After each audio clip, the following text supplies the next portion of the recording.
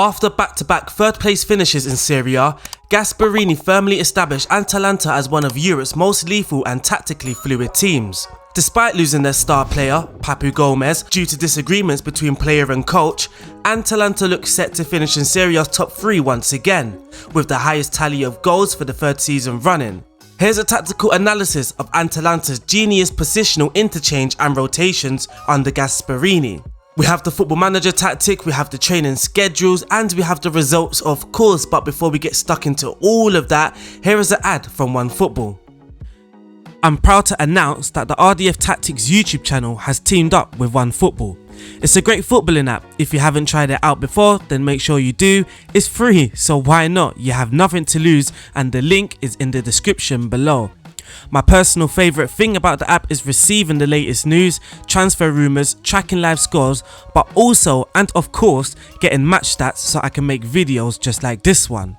There's a video section as well. It's a pretty cool app where you can watch football highlights, historic moments, and even post or pre-match conferences. I'm currently using the app to receive news on my favourite team, as you have the option to do so. It's a really good app to get your daily football updates and football news. So give it a go. It's completely free, and I promise you, you won't look back. And remember, the link is in the description below. Throughout his time in charge of Atalanta, Gasperini has predominantly favoured a 3-4-1-2 formation, utilising Gomez in between the midfield and forward lines. Since the departure of Gomez and the subsequent rise of the Ukrainian attacker Ruslan Malinovsky, Gasperini has been relying more and more on a 3-4-2-1. However, in time, Atalanta may look for a proper Gomez replacement. The Black and Blues have only drawn 3 and lost 1 out of the 17 playing the 3-4-1-2, compared to the drawing 6 and losing 4 out of the 17 in the 3-4-2-1. Regardless of the results, Gasperini's principles of play remain the same between the two formations. The back 3 structure is integral to the team's success, as are the high-flying, goal-scoring wing-backs. And the double pivot is to provide necessary skill and stability in behind the illustrious front men. Integral to the way Atalanta play are the wing-backs. Golson is the 3rd highest scorer at the club this season with 10 goals and 6 assists from his wing-back position. Hatiboa on the other side is slightly less adventurous and influential in both attack and defence, but still is one of the best wing-backs in the league nonetheless. Up front is where Gasperini has the most options and the most rotations, with Duvan Zapata, Josip Ilicic, Ruslan Malinovsky, Mario Pasalic and Luis Muriel all fighting for a spot. While Muriel was second place to Ilicic and Zapata in the previous campaign, he's become one of Gasperini's go-to men and the side's top goal scorer this season, with 21 goals in 33 appearances. 33-year-old Ilicic is beginning to show signs of decline, but Duvan Zapata's continued his positive form, scoring 14 goals with 7 assists in 34 matches. So those are the players within the system, but now let's uncover what makes Atalanta so unique and so worth greater examination. One of the key elements to Atalanta's play under Gasperini is their positional interchange and positional rotation. First, let's explain what this means. Positional interchange involves an in-the-moment reaction to the positioning of another player, such as on the counter when a number 9 might suddenly be on the right wing, and so the right winger decides to make a bursting run through the middle. Positional rotation, on the other hand, is more tactically ingrained into training as a specific pattern of play. It involves the rotation of positions based on specific scenarios that may happen on a football pitch in order to uncover space. In the case of Atalanta, this may involve the movement of a central midfielder going out wide to pick up the ball, taking the space that might normally be occupied by a wing-back. Positional rotation offers Atalanta a plethora of advantages, from wide overloads to the creation of space. If, for example, a central midfielder finds themselves covered, they could move into the half space normally occupied by an inverted winger or an attacking midfielder, drawing the covering player with them. This would then allow the free space for the inverted winger or attacking midfielder to roam and pick up the ball. It's the exact same position that was once available, but the positional rotation unlocks the space and allows it to become available again. Atalanta also use positional rotation as part of their build-up. Not only can their central midfielders be found picking up the ball in wider areas, so too can their centre backs. In fact, this is the most frequent of the positional rotation that Gasperini deploys during build-up phases. As the centre backs go wide, the wing backs tuck inside. While they may not exactly be rotating positions per se, they are taking up space that would normally be occupied by the other. Although certainly coordinated and practiced in training, Atalanta's positional rotation can also be a bit more random and sporadic. At any one time, you could expect the central midfielder to be in position of the centre back to be in position of the right wing back to be in possession of the inside forward or attacking midfielder, and that advanced player more central. If that seems confusing, just imagine how the opposition feel. Amazingly, all of Gasperini's players seem to understand their role in this positional rotation, and he comes off looking like a tactical genius. When it comes to positional interchange, this is more commonly done on a break, as the players make varying runs to complicate the decision making of the opposition. In either shape, the front three remain in close proximity, which allows natural interchange to take place, as they move about the pitch at will. It's a very narrow front three, as one just wide, the others will follow in the same side, letting the far wing back and the far sided central midfielder to hold their width in the opposite side instead. The front three are all fantastic in tight spaces and link up with each other with ease in the final third. Many of their goals are scored through quick connections, bounce passes and incisive movement in and around the penalty area, no matter how many defenders attempt to stop them from playing through the gaps. Although their attack can become very narrow in the final third, Atalanta also place a large emphasis on width. The outside centre-back come very wide during build-up phases, while the central midfielders are free to roam all over in both attack and in defence. As far as the central midfielders go, this is more systematic, such as the near-sided central midfielders drifting wide towards the side of the ball, but it can also be more random and involve positional rotation with the wide player or attacking midfielder to create space. But it's not just the central midfielders. All of their players drift wide in wider areas in different stages of the pitch, apart from the goalkeeper and the central centre-back. Emphasising width in this manner offers Atalanta two advantages in possession. Firstly, Atalanta can create wide overloads down one specific side, allowing them to either continue to progress down that side or switch play to the other. Secondly, it stretches the opposition and therefore allows less time for the opposition to react when the black and blues eventually make the field smaller again and combine at the edge of the 18. Atalanta don't utilise their width for any particular principles of crossing or attacking wing play, instead more so to open their opposition and eventually return the ball back to the centre of the pitch for the front three to do their damage. They are then particularly fluid and exceptional at finding the right pass into the box, making more passes into the penalty area and more passes that lead to a shot than any other team in Serie A this season. When defending, Atalanta implement a high pressing system. One player, usually the closest to the ball, acts as the trigger by a quick and immediate press on the opposition player the moment they receive the ball. As this is happening, the other nearby teammates stick to their nearest opposition player like glue. If the player who is being pressed manages to complete a pass, it then becomes very difficult for the next player in possession to have the ball for long before the Atalanta player gets a foot in. Their man-to-man press may have some drawbacks, such as leaving gaps in the field due to a desire to follow the player rather than cover the space. But when done correctly, glue-like marking often forces a player in possession backwards upon receiving it. Their press has improved over time under Gasperini and is now an integral method for them in delaying the attack and winning the ball back high up the field. Atalanta have won the most interceptions in the league this season, 14 per game, and the third most tackles, 15.9 per game. They've also taken on a very aggressive approach to their press, conceding the most second fouls in the league, 15.3 per game. So they press high and aggressive, but how do they set up? Well, in either formation, the shape may take on more of a 3-4-3 or 3-4-2-1, as the wingbacks and central midfielders push up and the entire team remains compact and close together. The shape is specifically geared towards funneling opposition players out wide. The danger of the opposition teams accepting that and playing into wider areas lies in the presence of a wing-back, centre-back and central midfielder all ready to pounce in a triangular shape, not to mention the inverted winger or attacking midfielder higher up the pitch.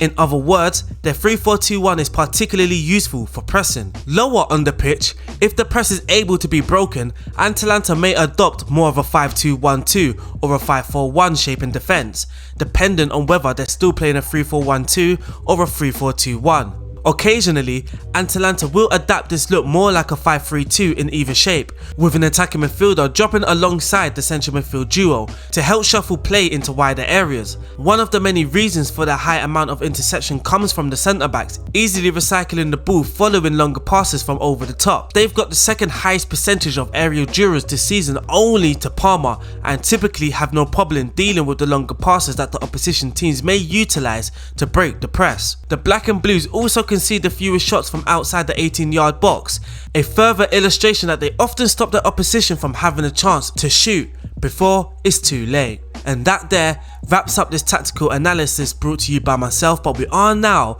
going to go into Football Manager to check the results, but also we have the training schedules. So now let's head over to Football Manager. So, welcome back to Football Manager. Here is RDF's Gasperini's 3-4-1-2 Atalanta. I decided to go for the 3-4-1-2 given that's the most successful formation for them.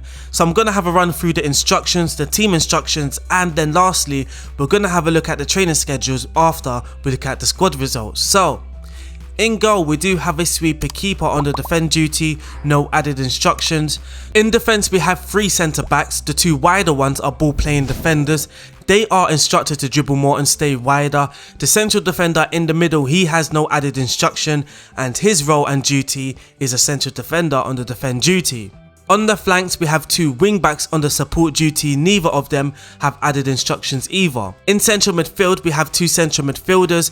They are instructed to run from their position, so they have the license to leave their position in order to be effective in another position. They can leave their position, drift out wide to collect the ball, and that is exactly what we want from Gasperini's central midfielders. In attacking midfield, we have a trequartista. He's going to be a very key player to the system. He's going to be your main creator in the final third. Up top, we have a pressing forward on the support duty. He has no added instructions, and his strike partner is an advanced forward, and he's instructed to run from his position. He's going to be your main goal scorer, so if you do use this tactic, make sure you are using your main goal scorer as the advanced forward. So now for the team instructions. For the mentality, we are on attacking. For the attacking width, we are set to wide. For the approach play, you would notice that we don't have focus play down the left or right, but these can be added if you want to emphasize on the wide overloads.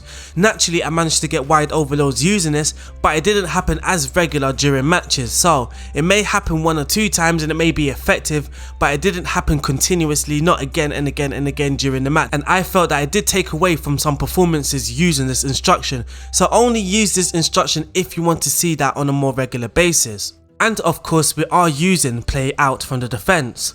For the passing directness, we are set to slightly shorter. The tempo is on slightly higher. The reason why I've not gone with any higher is because of the attacking mentality. Then we started to lose the ball a lot more and we were very poor in possession. So I felt that slightly higher was the right tempo for this formation. In the final third, we are using mixed crosses and we are working the ball into the box. In transition, when the possession has been lost, we have no instruction, but when the possession has been won, we will then make our counter movement. When the goalkeeper is in possession, he will look to distribute the ball very quickly. Out of possession now for the defensive shape, we are using an offside trap. The line of engagement is set to higher, the defense line is set to higher. For the defensive width, we are forcing the opposition out wide. For the marking and tackling, we are using tighter marking, pressing intensity set to more urgent, and then lastly, we are preventing the short goalkeeper distribution. That there wraps up the tactic. We are now going to check the results. So, kind of mixed results here. In the Serie A, we were the champions. We played 38, we managed to win 25, we drew 6, and we lost 7. On another day, that is not good enough to win the Serie A. The top goal scorer for Atalanta in the Serie A was Duvan Zapata with 14 goals. The highest average rated player was Hans Hatterbauer, and the most assists for Atalanta was Ilicic, who was playing as the trequartista. The friendly cup doesn't matter. In the UEFA Champions League, we got knocked out in the group stages, which is very poor. But then in the Coppa Italia Fanta, we were winners. So we ended up winning the double. So domestically, we done fantastic. But in Europe, we didn't do too well at all. In the Coppa Italia, Duvan Zapata was the top goal scorer. Pasalic was the highest average rated player. And Malinowski was the most assist with 4 assists. So for the Serie A, for the team statistics, the most goals we came in second with 67 goals. For the most shots for, we came in third with 515. For the fewest shots against, we came in second, which is impressive, with 282. For the best pass completion, we came in third with 89%. For the most possession, we came in fifth with 54%. Most tackles won, 6 with 913. Most dribbles made, we came in 7 with 108. Defensively, we done very well. We kept 18 clean sheets and only conceded 27 throughout the season. For the expected goals, we did finish third with 58.17. And for the clear-cut chances created, we were 6th with 21. Defensively, this tactic done very well. We only conceded 27 in Serie A. Goals conceded from corner, only 1. Conceded from a direct free kick, we came in, joint 9th with 1. Conceded from indirect free kicks, we were joint 1st with 0. For the clean sheets, we came in 2nd. For the fouls made, we finished 5th, which is kind of true to the replication. Atalanta are an aggressive side. And for the tackles won, we came in 6th, which is very good again, with 913. For the tackles won percentage ratio, we came in 7th with 79%. For the blocks, we didn't make many blocks, we were 18th in that sense. For the possession won, we did come in 14th. For the interceptions, we came in 12th. For penalties conceded, we came in joint 4th with conceding 2 penalties. For the shots against, we came in 2nd with 222. And for the shots on target against, we came in 2nd again with 119. So for the team report, for our attacking efficiency, you can see that we were aggressive and clinical. For the report, our attacking statistics are worth taking a look at. We managed more shots per match than average, and we were more clinical than a lot of other teams. And for our defensive efficiency, we faced fewer shots per game than average, and also we conceded fewer shots than what would be expected from the number of shots that we faced. So overall, we were quiet and impenetrable. How did we score most of our goals though? 33 were from play shots, 24 from powerful shots, and 7 from headers. Our assists, 14 came from through balls, 19 came from crosses, only 1 came from a corner, which is very disappointing. I may add a corner routine to this. We got 8 assists from free kicks and we got 7 assists from short passes. But we're now going to look at the squad stats. So here we are, the top goal scorers for Atalanta: Duvan Zapata scoring 20 in 45 games, Luis Muriel scoring 17 in 38 games, and Josip Ilicic scoring 11 in 14, but also getting 11 assists. The biggest creators in the team was of course Ilicic. Ruslan Maloneskin didn't do too bad with 9 assists, Hans Hatubauer done very well with 9 assists given that he's a right wing back, and Robin Gosens managed to get 7 assists whilst also scoring 5. Luis Muriel managed to get 6 and Duvan Zapata managed to get 5 assists, which is very decent for a striker. But that is the squad statistics wrapped up. We are now lastly going to go into training before ending the video. So, when there's one match during the week, on the Monday we are doing transitional press, possession, team bonding.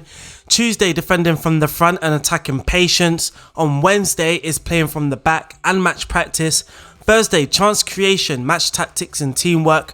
Friday, attack and movement. Saturday is the match, and then Sunday is the recovery and match review. When there's 2 matches during the week, on the Monday we are doing attack and movement, chance creation and team bonding.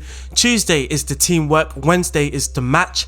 Thursday, recovery and match review. Friday, teamwork again. On the Saturday is the match again, obviously. And then on the Sunday, recovery and match review. Unfortunately, that wraps up this tactical analysis and Football Manager tactic video. I hope you've enjoyed it. If you have and you are new or you haven't yet, make sure you are subscribed to my channel. Make sure you hit the like button. Please hit the like button, it does a lot. Also, leave a comment if you have any recommendations or any feedback. My name is RDF. It has been a pleasure doing this video. Also, a big shout out to the Mastermind site. I will see you guys soon. Stay safe. Peace out.